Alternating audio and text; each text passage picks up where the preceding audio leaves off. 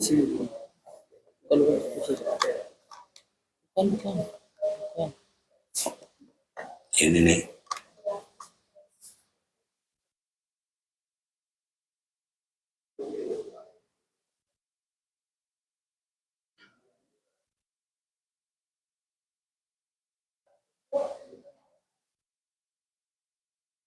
Yeah.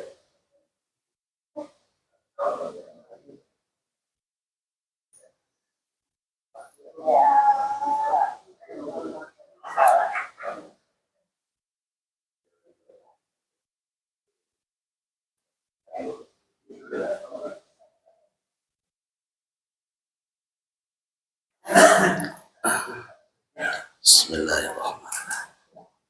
Mana Pak kabarnya? Baik. Hari libur ya, hari buruh nih. Alhamdulillah. Hari buruh Pak kemarin ya? Biasa. Allah. Kalau pensiunan tahunnya tanggal 1 aja. Tanggal 2 udah lupa. Bismillahirrahmanirrahim. Kita mulai ya Pak ya. Siapa? Kita mulai boleh? Terima kasih. Assalamualaikum warahmatullahi wabarakatuh. Alhamdulillahi rabbil alamin. Alhamdulillahilladzi hadana lihadza wa ma kunna linahtadiya laula an hadana Allah. Asyhadu an la ilaha illallah wahdahu la syarika lah wa asyhadu anna sayyidana Muhammadan abduhu wa rasuluh. Allahumma shalli wa sallim wa barik ala sayyidina Muhammadin wa ala alihi wa sahbihi ajma'in.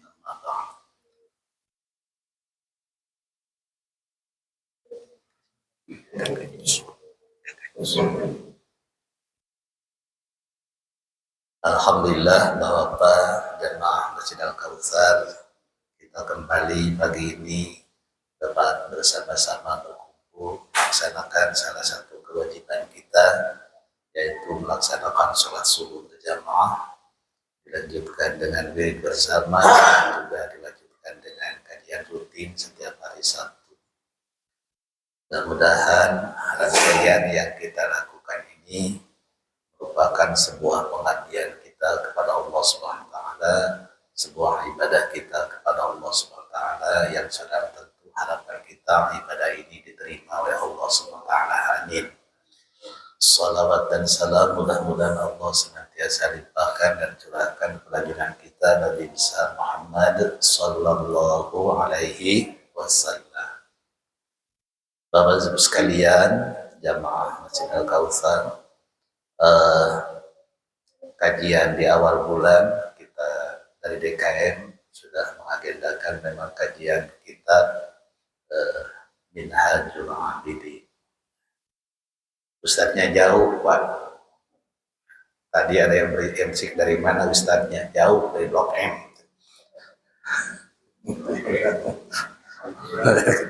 Blok B1 nomor 12. Dan karena kajian kitab ini sifatnya kita ini continuous, melanjutkan apa yang sedang dibahas berjalan. Semalam nih Pak Ade, saya ini agak merenung juga di PRW. Ini kajian kitab Minhajul Abidin ini 10 minggu kita nih cut off nih. Sementara kita sudah di tengah nih. Apa langsung lanjut, apa perlu kita sedikit dirimain lagi misalnya semalam saya. Kalau dilanjut takut jaka sembuh. Karena ini berkelanjutan. Kalau jaka sembuh doang barangkali masih mendingan. Ini yang bahaya kalau jaka sembuhnya bawa golok, ini hati-hati. Nah, itu. Karena itu mohon izin ya Pak ya, sebelum melanjutkan kita kembali review, kita kembali mengingat kembali apa yang sudah terbahas di sebelum-sebelumnya, sebelum minggu itu, yang sudah mungkin pertemuannya sudah mengalami membutuhkan 6 kali pertemuan. Lumayan udah lama nih, mau setahun jadi 8 bulan berarti. Yang pasti sekedar menyegarkan kembali, dalam kitab ini kita diingatkan ya, bahwa Imam Ghazali penyusun kitab ini memberikan sebuah tawaran pedoman kepada kita, terutama yang mau mengajinya, yaitu pedoman bagaimana jalan untuk menuju ridho Allah Subhanahu wa Ta'ala. Yang beliau sajikan dalam kitab ini adalah jalan ibadah untuk menuju surganya Allah Subhanahu wa Ta'ala. Ini sebuah menu yang diberikan oleh Imam Ghazali dalam kitab ini. Mudah-mudahan kita mau nih mengikutinya. Sebab insya Allah diyakini menu ini kalau kita kuasai dan kita bisa aplikasikan, insya Allah akan menghantarkan kita untuk dapat bertemunya dengan ridho Allah dan kita ditempatkan di surganya Allah Subhanahu wa Ta'ala. Pointer yang pertama, latar belakang besar Imam Ghazali menuliskan jalan ibadah menuju surga ini. Pertama, nah ini poin pertama, ingat-ingat lagi bahwa karena dalam perspektif Islam, alam seluruh isinya termasuk kita ini diciptakan Allah. Mungkin dalam perspektif non-Islam ada yang tidak demikian. Seperti dalam dunia iptek, alam ini jadi sendiri aja. Jadi makanya ada istilah keinginan alam. Nah, dalam perspektif Islam tidak ada nih teori begitu. Pokoknya dalam perjanjian Islam ini doktrin yang diberikan, kredo yang diberikan, ajaran yang diberikan adalah alam beserta seluruh isinya itu diciptakan Allah, termasuk di dalamnya kita sebagai manusia. Sebagai hamba Allah, mohon ini diyakini Pak, ya, bahwa kita itu tidak jadi dengan sendirinya. Semua dalam sutradara dan skenario Allah Subhanahu wa Ta'ala. Oleh karena itu, dalam firman-Nya, kewajiban kita sebagai hamba yang diciptakan ini, sebagai makhluk yang diciptakan kepada Allah adalah beribadah, mengabdi kepada Allah Subhanahu wa Ta'ala. Wa ma khalaqatul jinna wal insa illa liya'budun. Tidaklah aku ciptakan manusia untuk menghamba, beribadah kepada Allah. Dan dalam ayat lain Allah sendiri mendeklar dirinya, wa ana rabbukum fa'budu. Aku adalah Tuhanmu, fa'buduni, maka sembahlah aku. Itu poin pertama ya Pak ya. Karena itu menurut Imam Ghazali, salah satu jalan yang insya Allah dapat menghantarkan kita sebagai hamba Allah untuk mendapatkan ridhonya dan untuk sampai kepada surganya Allah itu dengan jalan ibadah kepada Allah. Gitu ya. Namun konsep ini untuk mencapai surga ini ternyata tidak semudah dengan kata-kata. Dalam prosesnya Rasul sudah mengingatkan, bukan jalan mulus untuk menuju surga itu ternyata dengan ibadah itu. Hati-hati ya. Bukan jalan mulus gitu. Ada kerikil-kerikil tajam, rintangan-rintangan yang pasti. yang membuat kita itu malah tidak betah ada di jalan surga itu.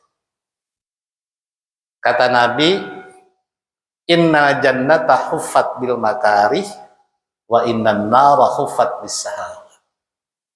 Ternyata jalan surga itu dihimpit dari sesuatu yang tidak menyenangkan. Kirain kalau ngomong surga, ilustrasi kita enak kan? Tetapi jalan ke situ ternyata kata Rasul itu jalan surga itu huffat bil makari, dihimpit dengan hal-hal yang tidak menyenangkan. Sementara neraka wa innan nara huffat bis syahawat. Sementara neraka yang kita punya gambar ilustrasi adalah sesuatu tempat yang mengerikan, ternyata prosesnya itu huffat bis syahawat. Prosesnya itu dihiasi dengan yang menyenangkan. Mau pilih mana tuh? Ya. Mau ujungnya enak, prosesnya lumayan berdarah-darah atau berkeringat, atau mau ujungnya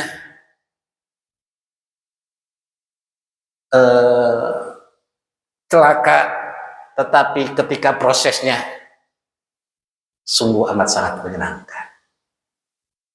Dan itu pilihan, monggo.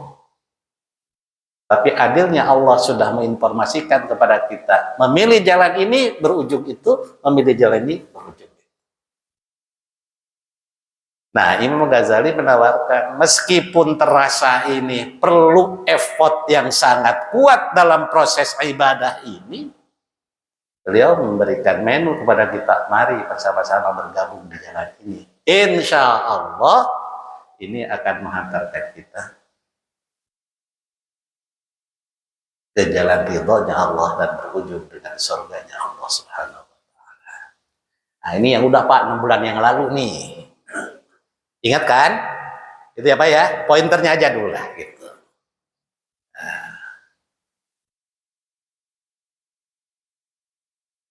Gimana Pak ya memulainya nih kalau begini nih? Pengennya sih berakhir dengan ridho dan surganya Allah. Kan doa kita tuh begitu. Allahumma inna nas'aluka ridhaka wal jannah. Ya Allah, aku mohon kepadamu ridhomu dan surga.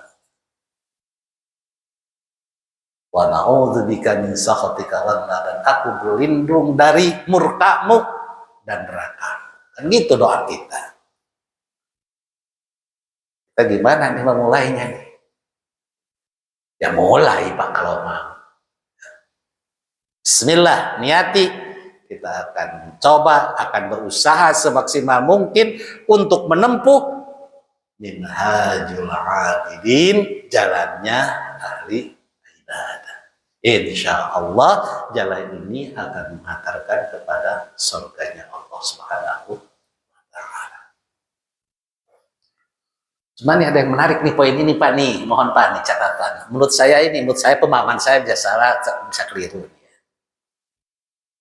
Nah ini dalam kitab ini untuk memulai ini Imam Ghazali mensitir salah satu ayat Al-Quran Az-Zumar. Nah ini Pak mohon bisa dicerna ya. Afaman syarahallahu sadrahu lil Islam fahuwa ala nurim min rabbih. Ya. Siapapun orang yang sudah Allah bukakan dan hatinya di Islam dengan Islam, fahuwa ala nurin min rabbih, maka insya Allah dia di atas cahayanya Allah. Kalau kita sudah ada kereteg niat pengen kuat ini mengikuti jalan ibadah, menempuh jalan ibadah, ini indikatornya ini ayat ini nih sudah dekat dengan kita. Di mana kita sudah dibukakan hati kita untuk melaksanakan ajaran Islam melalui jalan ibadah ini, fahuwa ala nurin min rabbih, dan dia berada di atas cahaya Allah Subhanahu wa Ta'ala. Hati-hati Pak ya, kalau Anda belum kerteng-kertengnya aja nih, kita harus banyak berlindung kepada Allah ya. Kalau ada misalnya belum ada dalam hati terlintas ingin menyentuhnya di mana, nah, ini tanda-tanda ini kita harus banyak berlindung kepada Allah. Bersyukur kalau dalam hati kita sudah ada nih keinginan kuat untuk menempuh jalur ini. Dan dengan mencantumkan ayat ini dalam kitab ini sebagai latar belakangnya, ini indikator bahwa ala nurin min rabbih. Insya Allah mudah-mudahan diri kita ini sudah ada dalam cahayanya Allah Subhanahu wa Ta'ala. Gitu Pak. Ini mah ukurannya diri kita dan Allah nih Pak. Gak bisa nih, jangan saya duduk ke Pak Yusuf gini-gini. Ini udah urusan personality kita. Makanya dalam kitab ini yang banyak kerjanya banyak direnungkan refleksinya yang harus kita banyak lakukan itu. Apakah dalam hati kita sudah? Dan selanjutnya Bapak sekalian, penjelasan dari ayat Az-Zumar tadi, kemudian dalam kitab ini Imam Ghazali mencantumkan salah satu hadis tadi. Nah ini Pak. Inna nura idza dakhalal qalba infasaha wa nasyawaha. Ini hadis tadi. Dan sesungguhnya cahaya Allah apabila sudah masuk dalam hati seseorang, infasaha wa nasyawaha. Terasa lapang dan luas. Jadi kalau hati kita sumpah mulu gitu ya, rudet aja itu, butak aja itu. Makanya perspektif ajaran Islam ini kita harus kembalikan kepada Allah Subhanahu wa Ta'ala. Sebab statement Nabi ini begini tadi, inna nura idza dakhalal qalba infasaha wa nasyaraha. Apabila cahaya Allah sudah masuk dalam hatinya seseorang, sebuah garansi infasaha inqalaba, hatinya akan merasa lapang dan luas. Bagaimana mengetahui lapang luas? Ya diri kita sendiri. Orang lain kita tidak bisa diukur oleh orang lain. Itu ngukur aja sendiri. Kalau hati kita butak terus, sempit, dongkol, macam-macam, ini jangan-jangan cahaya Allah ada di menjauh kepada kita.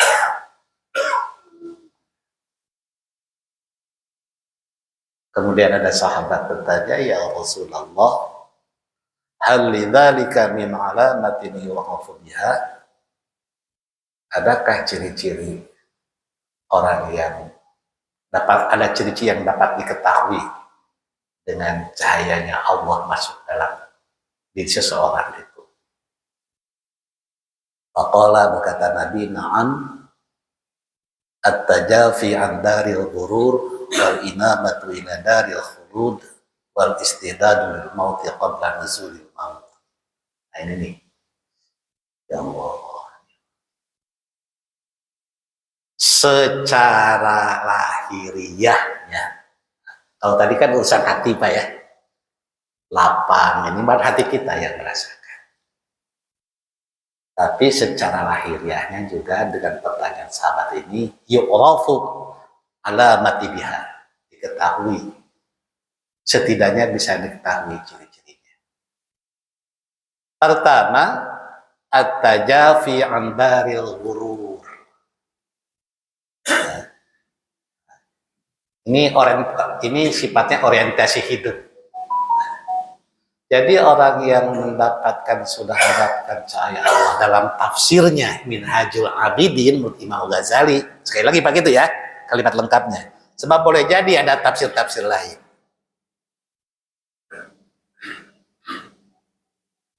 Yaitu indikator orang-orang yang telah mendapatkan cahaya Allah menurut tafsirnya Imam Ghazali dalam kitab Minhajul Abidin adalah selain tadi yang sifatnya intrinsik sifatnya dalam hati masing-masing, terasa lapang, lega, luas. Secara ekstrinsiknya, secara keluarnya, nah ini perilakunya udah begini nih. At-tajafi an daril ghurur wal inabatu ila daril. menjauh dengan kehidupan dunia yang penuh tipu-tipu. Wal inabatu ila daril khulud, kembali memprioritaskan kehidupan untuk kehidupan yang akan datang. Ini mohon untuk tidak salah tafsir, lebih kepada orientasi hidup, lebih kepada mindset hidup. Nah ini, sebab ada yang secara ekstrim menafsirkan ini, lari ke hutan, hidup menyendiri, ngomongnya mah slow living, gitu kan.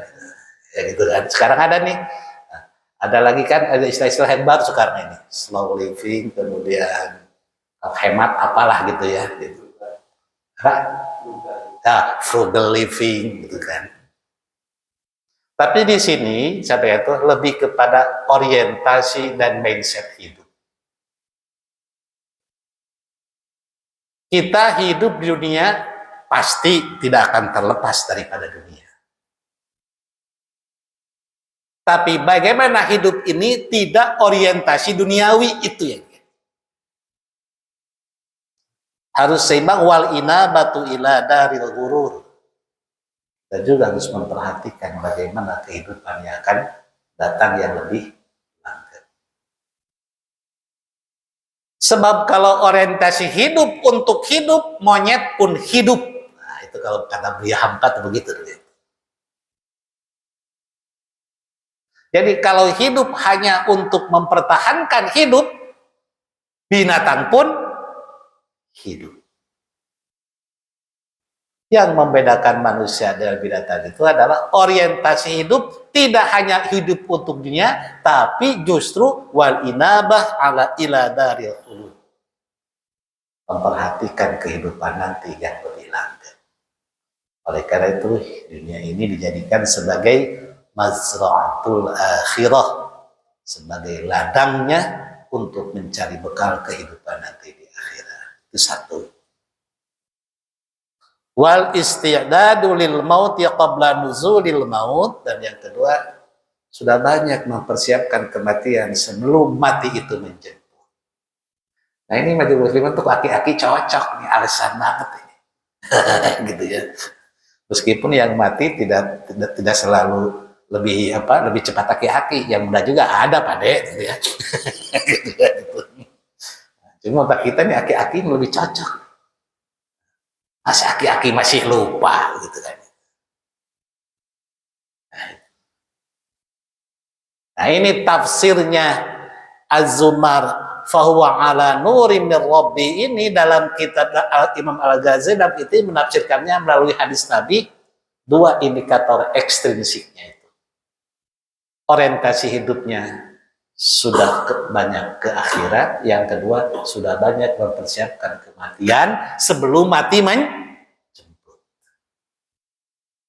Nah, itu pelajaran 4 bulan yang lalu. Diingatkan lagi aja nih. Nah, oleh karena itu secara teori, secara konsep, dalam perjalanan penempuh jalan ibadah ini, setidaknya menurut Imam Ghazali kita itu akan menemukan fase-fase dalam menempuh jalan ibadah ini.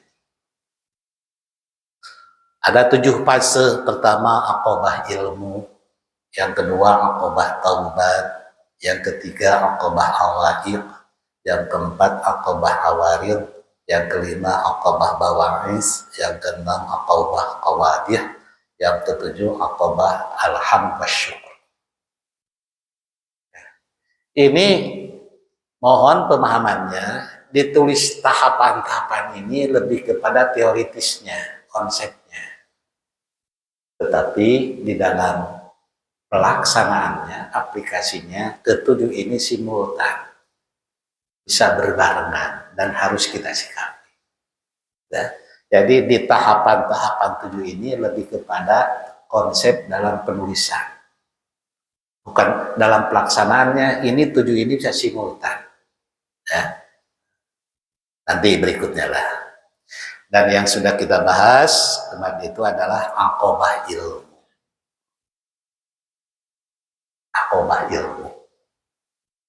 Imam Ghazali menetapkan bahwa pentingnya ilmu dalam melaksanakan ibadah. Sampai-sampai, nah, kalau beliau gini nih, kita cari dulu. Nah, wa inna ma sara al-ilmu aslan matbu'an yalzimuka taqdimuhu 'ala al-ibadah li amrayn. Begitu pentingnya ilmu, Imam Ghazali berpendapat, boleh tidak setuju Pak, meskipun Imam Ghazali seorang ulama besar. Dalam ngaji di pesantren itu biasa gitu ya, diberikan ruang ini. Nggak kudu begitu. Toleransi dan demokrasi perbedaan pendapatnya itu ada. Gitu. Meskipun ulama Al-Ghazali adalah ulama besar, diakui ini, ya kalau misalnya tidak setuju boleh-boleh saja seseorang. Hanya beliau berpendapat bahwa dalam aqobah ilmu ini, pentingnya ilmu ini, saking pentingnya ilmu Pak, dalam menjalankan ibadah beliau ini berpendapat yalzimu kata qadimuhu alal ibadah, mesti kamu itu mendahulukan ilmu daripada ibadah.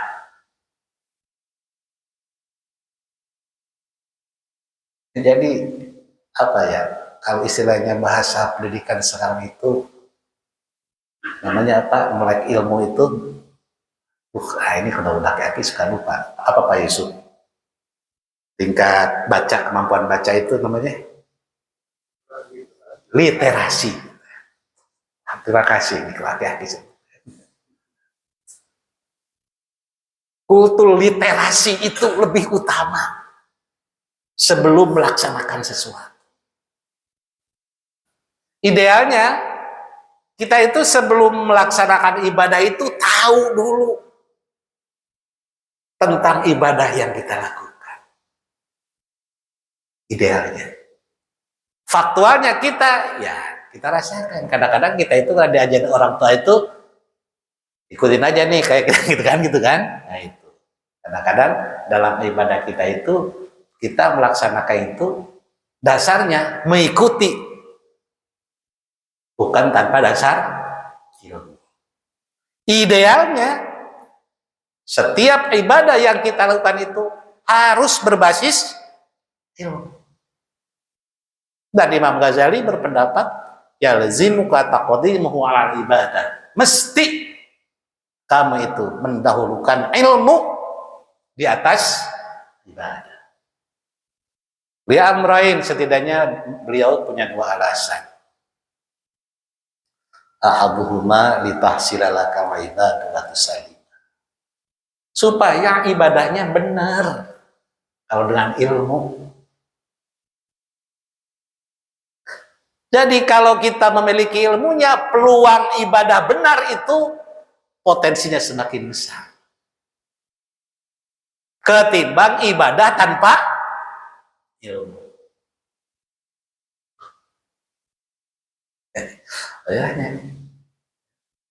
Saya kira dengan apa sekarang ini, teknologi semakin ini, sarana mencari informasi sudah relatif mudah.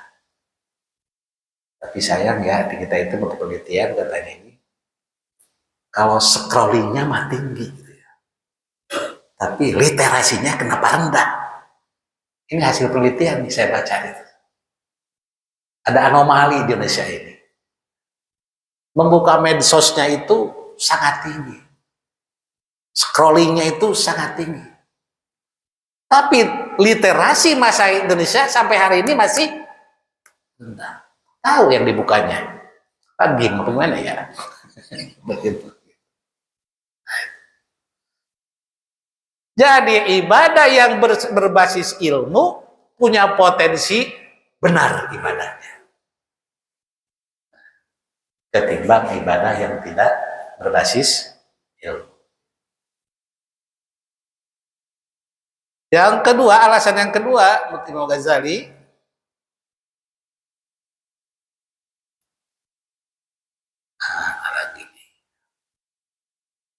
loncat-loncatan nih. Yang kedua ini.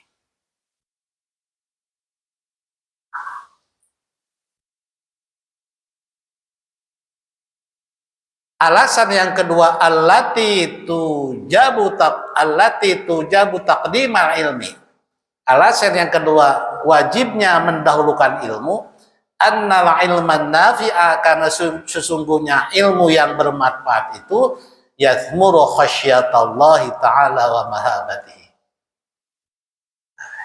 Jadi kalau alasan yang kedua kenapa kita ini dalam menempuh jalan ibadah itu wajib mendahulukan ilmu, karena ilmu yang bermanfaat itu membuahkan hasil takutnya kita kepada Allah Subhanahu wa taala. Innama yakhsyallahu min ibadihi ulama, demikian dalam Al-Qur'an.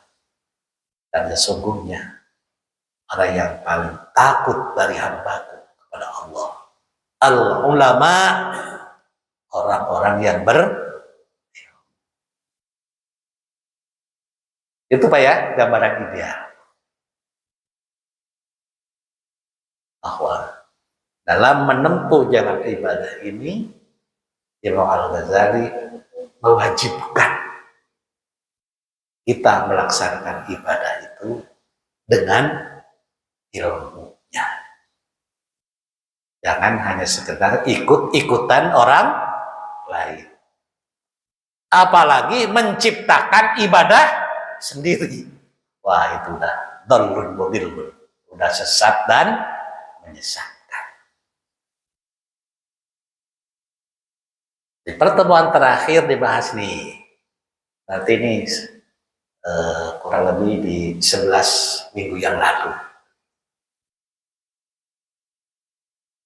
Ilmu apa saja yang harus dikuasai oleh seorang penempuh jalan ibadah? Ya, Imam Al-Ghazali merekomendasikan 3. Merekomendasikan 3. Pertama, ilmu yang berkaitan dengan mengenal Tuhannya. Kan kena ibadah, kita mengabdi, berarti ada yang diibadahi. Nah, siapa yang diibadahi? Nah, itu kita ini harus mengetahui nih ilmunya. Bagaimana mengenal zat yang kita ibadahi.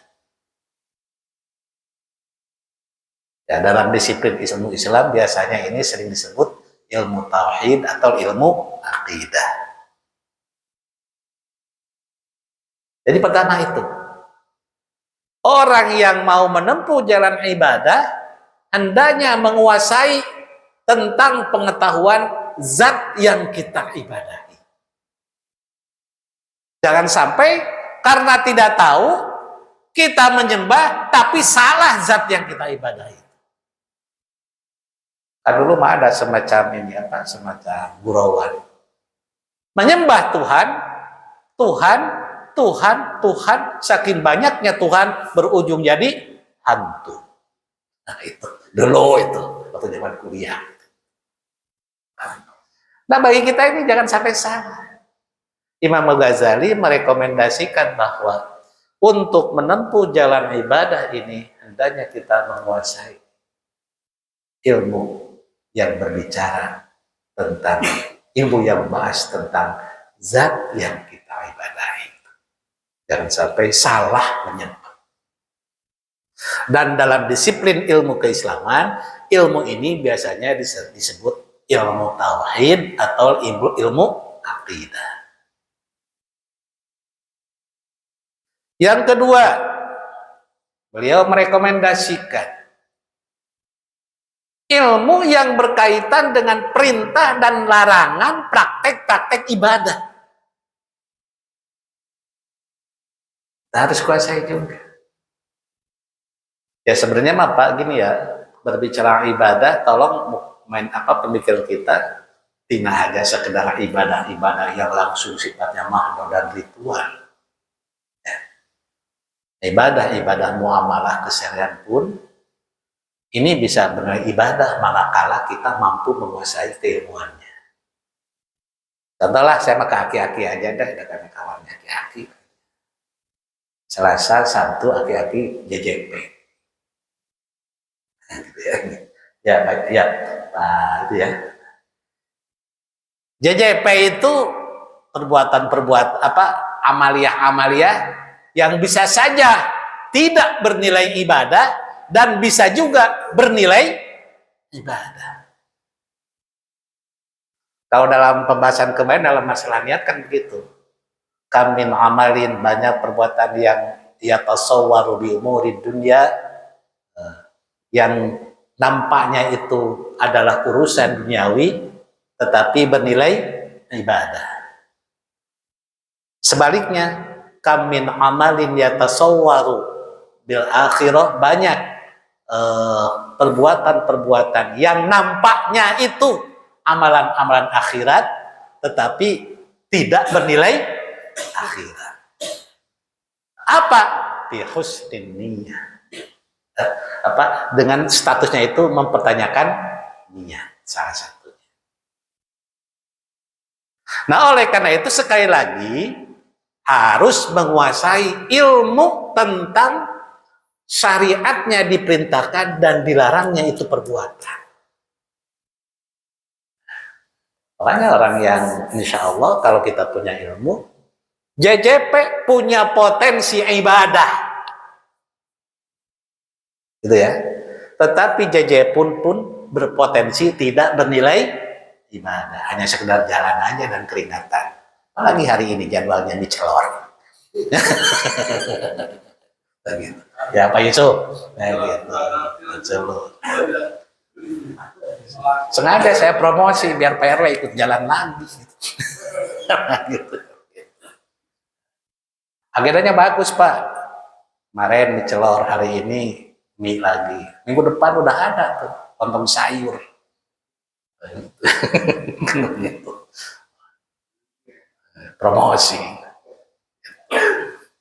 Akhirnya di awal ditanya langsung dari mana Ustaz, dijawab produk dekat Top M gitu. Nah itu yang kedua apa ya? Menguasai ilmu tentang ya, diperintahkannya dan dilarangnya itu sebuah perbuatan. Yang di dalam ilmu keislaman disebutnya ilmu syariat. Itu dua tuh yang kedua yang direkomendasikan untuk orang-orang yang ingin menempuh di jalan ibadah. Jadi sekali lagi tolong tidak dipersempit, jalan ibadah itu hanya ada di sekitar masjid. Insya Allah jalan ibadah itu juga ada di kantor, ada di Jalan Margonda, ada di Jalan Sudirman, ada di KRL. Apalagi kalau KRL-nya tidak ditubruk. Nah, gitu. Ada. Tinggal tahu, makanya kita harus tahu ilmunya. Nah, ini rekomendasi yang kedua juga jadi mengetahui, menguasai ilmu tentang diperintah dan dilarangnya itu sebuah perbuatan. Yang dalam disiplin ilmu Islam, keislaman itu sering disebut ilmu syariah.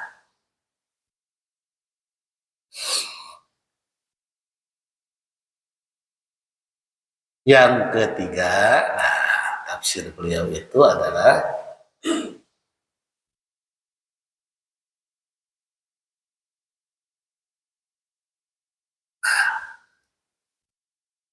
rekomendasi beliau, ilmu apa yang harus dikuasai untuk menempuh jalan ibadah itu adalah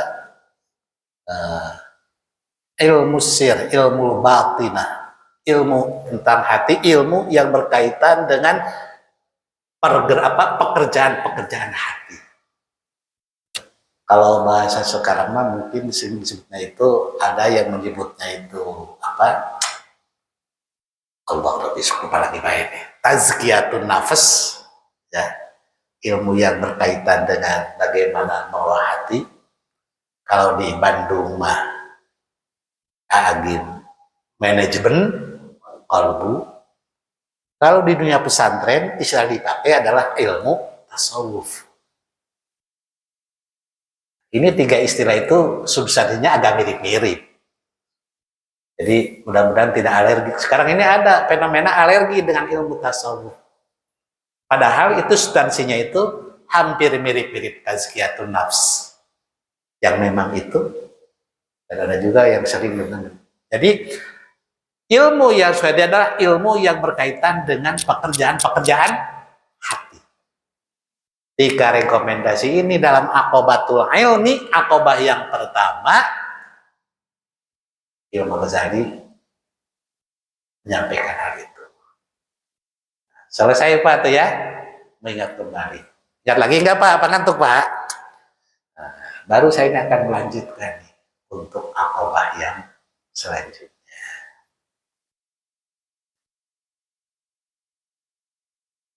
Nah, pagi hari ini kita melanjutkan materi baru adalah ini. Al-aqobatu tsaniyatu wa hiya aqobatut taubah. Sekali lagi kalau dari sisi tulisan konsepnya seakan-akan bertahap, fase-fase, enggak begitu juga mata tadi. Dalam realitasnya, dalam pelaksanaannya ini simultan. Ilmu iya, taubat juga harus dilakukan manakala itu. Itu ya Pak ya?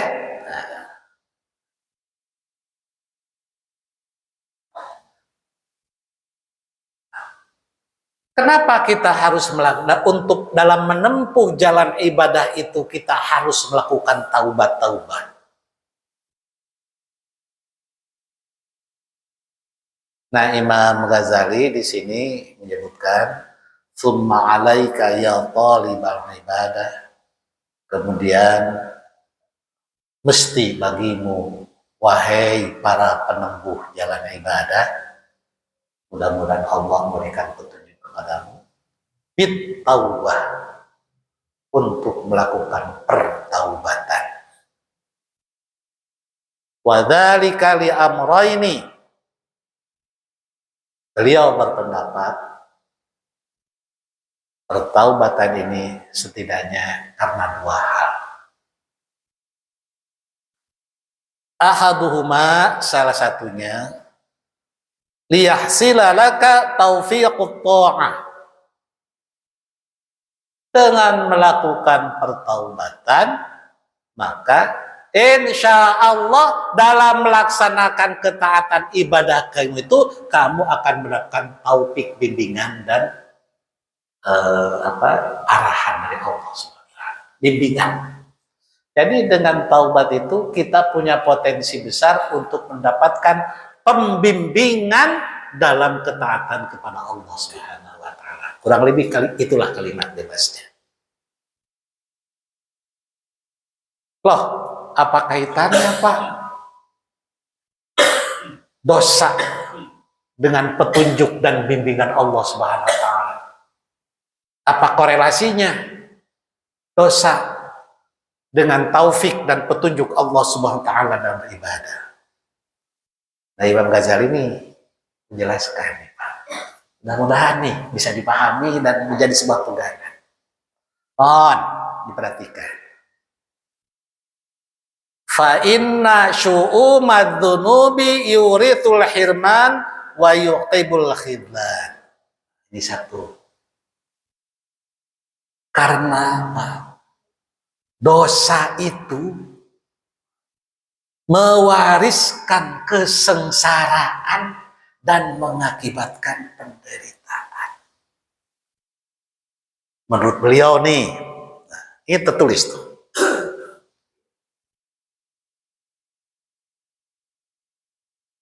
Ya. Jadi perlu bertaubat kepada Allah untuk mendapatkan bimbingan, petunjuk dalam melaksanakan ibadah.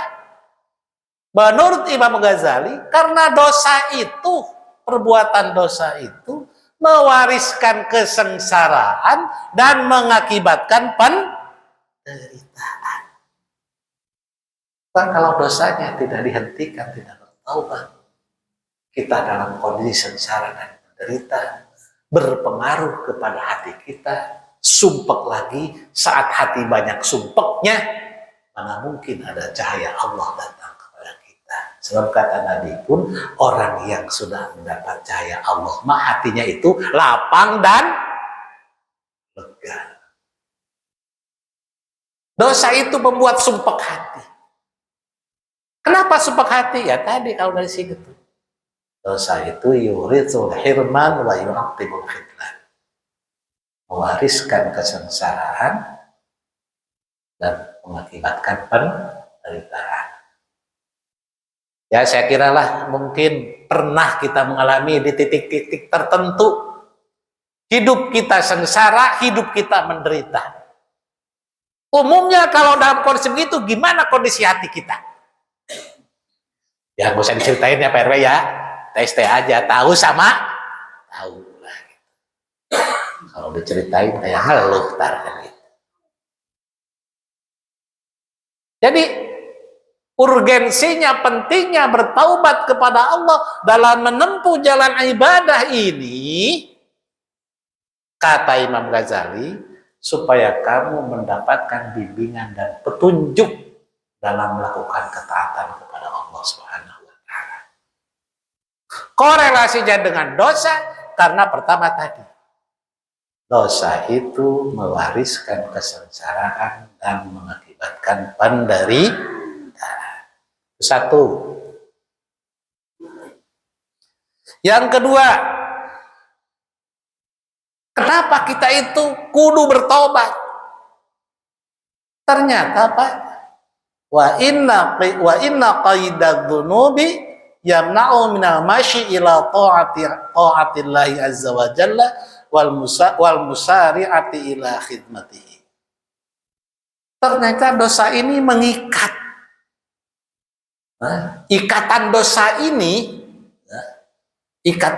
ini mencegah dari melangkahnya kita kepada taat kepada Allah, mencegah dari kita ini melakukan bersegeranya kepada khidmah kepada Allah SWT. Mungkin bahasa kita mah ternyata dosa ini ngikatnya itu buahnya males, Pak Wid. Gitu ya. Gitu. Nah ini tinggal introspeksi saja. Kalau kita hidup males, susah melangkah kepada ketaatan, susah bersegera kepada khidmah kepada Allah, tanya diri sendiri. Kalau menurut Imam Ghazali, jangan-jangan ini adalah pengaruh dosa. Maka dosa itu harus kita segera obati. Nah ini, Pak, dari mana ini kira-kira ya Imam Ghazali bisa membuat sebuah konsep seperti ini? Padahal saat itu ilmu psikologi belum ada. Nah itulah perkembangan ilmu. Mungkin saat itu seperti itu. Tapi saya yakin ini kalau sekarang ini para ahli psikologi menelitinya, mas sayang aja saya bukan ahli. Dan ternyata, tapi saya terakhir mohon maaf nih berbicara pengalaman pribadi. Jadi ternyata memang ada Pak. Ini pengalaman pribadi saya ini. Kemarin waktu, bukan, karena saya masih jadi pasien gitu ya Pak. Ada seorang dokter yang lagi S2 sedang meneliti kaitannya sakit dengan ketenangan hati. Saya sebagai respon ininya nih yang ditelitinya. Dibawalah ceritanya saya itu ke perguruan tingginya. Dipasang ini semua, diukur, ada alatnya ternyata. Tapi hasilnya saya nggak mau lah, nggak bersebut lucu hasilnya. Tetapi saya ngobrol dengan maksudnya apa ini? Kami ini sedang meneliti Pak antara rasa sakit dengan ketenangan hati. Bisa ya sekarang ada yang begitu saya kira. Jadi kemungkinannya sakit itu ada membuat hati resah, tapi ada rasa sakit juga tetap hatinya itu tenang. Nah itulah saya nggak tahu ahlinya. Yang pasti saya sebagai sampel penelitiannya itu alat pun banyak banget gitu. Nah, itu disiplin ilmu yang sudah sangat maju. Dan di sini ternyata kalau Imam Ghazali ini mungkin masih sifatnya manual, tradisional lah gitu, tapi statementnya itu bagus. Ternyata ikatan dosa itu mencegah dari melangkah kita kepada Allah dan bersegera berkhidmat kepada Allah. Itu implikasi dosa yang kedua. Yang ketiga, beban dosa itu ternyata mencegah dari ringannya berbuat baik. Ini mah berbuat baik kita step berat. Nah itu pengaruh dosa juga. Wan nasyati fi ta'ah, dan semangatnya untuk bertaat kepada Allah. Jadi taat kepada Allah tidak semangat, berbuat itu juga terasa berat. Katanya, kenapa ya? Kalau dari sini jawabannya, dosa lu. Itu aja. Kalau menggunakan teori ini. Gitu. Tinggal introspeksi saja. Itu yang ketiga. Jadi beban dosa itu mencegah dari ringannya berbuat baik dan semangatnya taat kepada Allah Subhanahu wa taala. Yang keempat, nah ini bahaya nih Pak nih. Wa innal israra ala dzunubi, dan rutinnya berbuat dosa. Nah ini dosa jadi hobi ini. Ya. Dosa jadi hobi, jadi pekerjaan rutin gitu. Wa innal israra ala dzunubi yusawwidul qulub. Menurut Imam Ghazali, dapat menghitamkan hati. Fatajiduha fi dzulmatin wa qasawatin. Maka kau akan menemukan hati hitam, gelap, dan keras. Wala khulusa fiha wala safawati. Ya kan, karena kalau dalam surat apa nih? Kalla bal rana alama, apalagi sekali-kali gitu. Ya Ustaz, apalagi kan itu. Jadi sekali-kali tidak bal noktah itu alamakan yaksibu. Jadi setiap perbuatan dosa di hati itu. Satu kali mungkin nodanya satu titik. Tapi kan di sini wa innal israra ala dzunub, perbuatan terus-menerus rutin dosa, ya titiknya pada sekian banyak kan. Berarti hatinya bisa dihitam, maka lama-kelamaan akan ditemukan gelap dan keras. Nah, kalau sudah begitu, wala khulusa fiha wala safawati, kau tidak akan ketemukan keikhlasan di hati yang sudah pekat, hitam, keras.